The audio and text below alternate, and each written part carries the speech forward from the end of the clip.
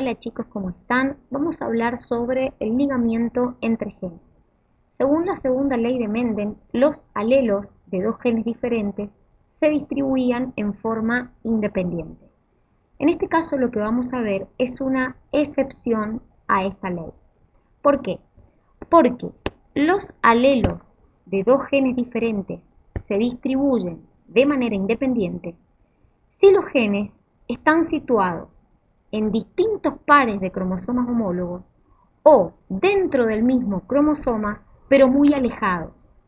Porque si están próximos esos alelos dentro del mismo cromosoma, es probable que se transmitan al mismo gameto en la meiosis. Quiere decir que este concepto de ligamiento, que es esto que estamos hablando, de que si están próximos los alelos de genes en el mismo cromosoma, es probable que se transmitan juntos, se dice que están ligados. Y es una excepción a lo que es la segunda ley de Mendel.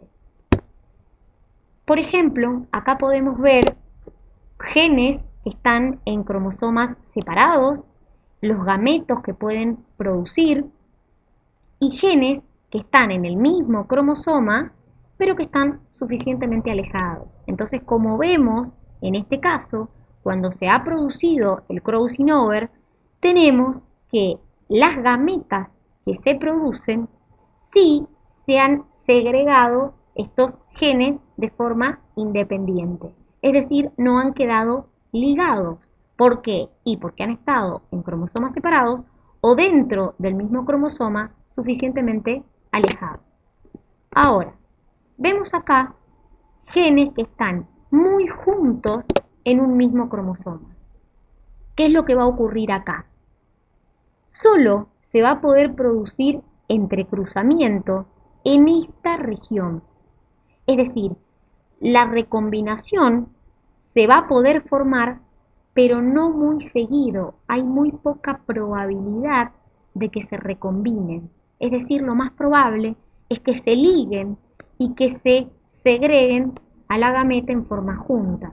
Es decir, por ejemplo, fíjense acá, hubo un ligamiento, fíjense acá, hubo ligamiento, y miren la poca probabilidad de que se produzca la recombinación. Entonces quiere decir que cuando los genes están dentro del mismo cromosoma, muy cerca unos de otros, es poco probable que haya recombinación y lo más probable es que esos genes queden ligados y que se segreguen juntos, que se transmitan juntos al mismo gameto. Eso es lo que se conoce como ligamiento. Por ejemplo, acá vemos una semilla redonda y amarilla y una semilla verde y rugosa. Cada par de alelos se hereda como una unidad. ¿Por qué? Porque están ligados. Entonces, en la F1 obtengo semillas amarillas y redondas. Cuando se produce la autofertilización, solo puedo formar dos tipos de gametos. ¿Por qué? Porque, repito, las características, esos genes están ligados. Entonces, fíjense que, volvemos a lo mismo, es una excepción a la ley de Mendel, porque fíjense que solamente pude obtener dos clases de fenotipos, amarillas y redondas y verdes y rugosas. Es decir, esto, el ligamiento, constituye una excepción a la ley de Mendel. ¿Qué es el mapeo de cromosomas? A medida que se fue encontrando mayor cantidad de características, se comprendió que el porcentaje de recombinación entre dos genes era distinto. Es decir, que el color, por ejemplo, de las moscas y la longitud de sus alas tenían un porcentaje de recombinación distinto que el color y la longitud de las patas. Entonces, Sturtevant, que era un estudiante de Morgan, lo que hizo es comparar el porcentaje de recombinación de genes con la distancia a la que se encontraban esos genes. Antes que sigamos avanzando, es importante recordar que el lugar que ocupan los genes en el cromosoma se denomina locus, en plural loci, y que los alelos que forman parte de un mismo gen tienen que ocupar un mismo locus en los cromosomas homólogos. Entonces, Como dije, Sturtevant lo que hizo es comparar el porcentaje de recombinación con la distancia a la que se encontraban esos genes. ¿Qué le permitió esto? Conocer la posición, la localización relativa de los genes, que es lo que se conoce como mapeo. Entonces, él estableció lo que se llama la unidad de distancia génica. Básicamente es la distancia que da lugar a un recombinante por cada 100 óvulos fecundados. ¿Qué quiere decir esto? Por ejemplo, un gen que tiene 10% de recombinación, genes que tienen 10% de recombinación, están separados 10 unidades. ¿Qué le permitió ver esto?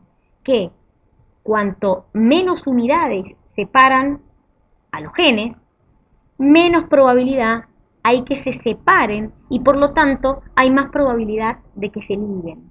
Recién cuando se superan las 50 unidades se van a distribuir en forma independiente. Entonces esto nos relaciona con lo que vimos recién del ligamiento, es decir, cuanto menos unidades génicas separen a los genes, hay más probabilidad de que se liguen. Entonces, ¿a qué postulado llegó? Los genes se disponen en forma lineal en los cromosomas, un poco lo que les decía recién, cuanto menos es la distancia entre genes, menos probabilidad hay que se recombinen y por lo tanto más probabilidad de que estén ligados.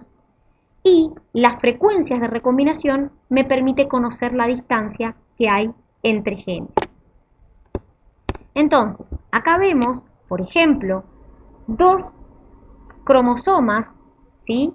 Donde lo que se ha hecho es, se ha cruzado un individuo homocigota dominante para dos genes localizados en el mismo par de homólogos con un homocigota recesivo.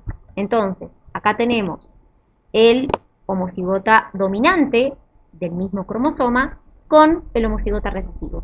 Toda la F1, como ven, surge heterocigota. Si hay entrecruzamiento en el heterocigota durante la meiosis, los alelos de los homólogos posiblemente se intercambien. Entonces, como resultado de la recombinación, yo tengo probabilidad de formar 4 gametas distintas, que son estas que tengo acá. Fíjense, las 4 gametas posibles. Fíjense acá que hay un entrecruzamiento con una recombinación, entonces las posibilidades de gameta son 4. Lo que se hace es, se cruzan con uno que tiene homocigotas recesivos, es decir, se hace lo que se llama una cruza de prueba, y lo que se analiza es la descendencia. De un total de 226 individuos, tengo 13 individuos recombinados acá y 19 acá. Quiere decir que en total me da 32. Si yo divido la cantidad de recombinantes en el total de individuos, eso me da un valor de 0,14. ¿Qué quiere decir esto? Que es lo que se define como distancia de mapeo entre los genes. ¿Qué quiere decir esto? Que el gen A y el gen B en el cromosoma están a 14 unidades de mapeo. Entonces, como les dije antes, recién cuando se superen las 50 unidades de mapeo, esos genes se van a poder segregar o distribuir en forma independiente. Entonces, esto lo que les permitió es, por ejemplo, realizar el mapeo cromosómico de distintas especies. Como vemos acá, el mapeo cromosómico de la Drosophila. Acá está el cromosoma y acá vemos, por ejemplo, el largo de las antenas, vemos el largo de las patas, vemos el color de los ojos. Fíjense que hay más de un gen que me está codificando para el color de ojos. Entonces el mapeo de cromosomas lo que permitió es conocer la localización relativa de los genes dentro de un cromosoma.